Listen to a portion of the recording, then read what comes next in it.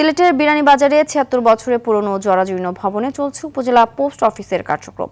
ভবনটির বিভিন্ন স্থানে দেখা দিয়েছে ফাটল, খসে পড়ছে দেয়ালের বিভিন্ন অংশ। ঝুঁকিপূর্ণ এ ভবনে সেবা নিতে এসে উদ্বেগ জানান সাধারণ মানুষ। ডাক বিভাগের কর্মচারীরাও থাকেন আতঙ্কে। সিলেট সংবাদদাতার পাঠানো তথ্যচিত্রে আরও জানাচ্ছেন সুলাইমান কবির। শিয়া বাটার ও ভিটামিনে সমৃদ্ধ লিলি বিউটি সোপ, তারুণ্যময় উজ্জ্বল ত্বকের জন্য। ১৯৫০ সালে কাঠ, বেত ও টিন শেড দিয়ে তৈরি করা হয় সিলেটের বিয়ানীবাজার উপজেলা পোস্ট অফিস। কার্যক্রম বাড়ায় ১৯৬০ থেকে ৬২ সালের দিকে নির্মাণ করা হয় দোতলা এ ভবন।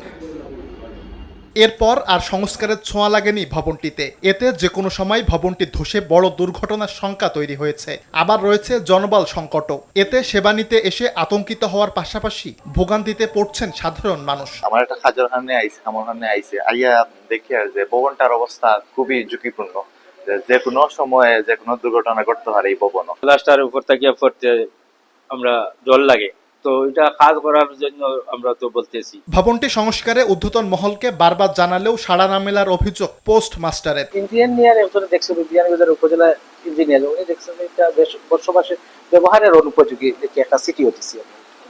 ওনার মাধ্যমে একটা সিটিও আমি সার্কেল অফিসে পাঠাইছি, কিন্তু ওইটার কোনো জবাব আসে। ঝুঁকিপূর্ণ বিবেচনায় ভবনটি সংস্কারে ব্যবস্থা নেওয়ার আশ্বাস দিয়েছে উপজেলা প্রশাসন। আমরা একটা বিস্তারিত লিখে আমরা একটু পাঠাবো, যাতে এটা একটু সংস্কার করা যায়। কারণ সরকারি অফিস, তারপর খুবই ঝুঁকিপূর্ণ একটা অবস্থায়ও আছে। বিস্তারিত রিপোর্ট করছি, আমরা রিপোর্ট লিখে আপনার এটা সংস্কারের জন্য আমরা লিখব। নিরাপদ কর্মপরিবেশ ও সেবার স্বার্থে দ্রুত নতুন ভবন নির্মাণ করবে সরকার, এমনটাই প্রত্যাশা স্থানীয়দের। সুলাইমান কবির, RTV।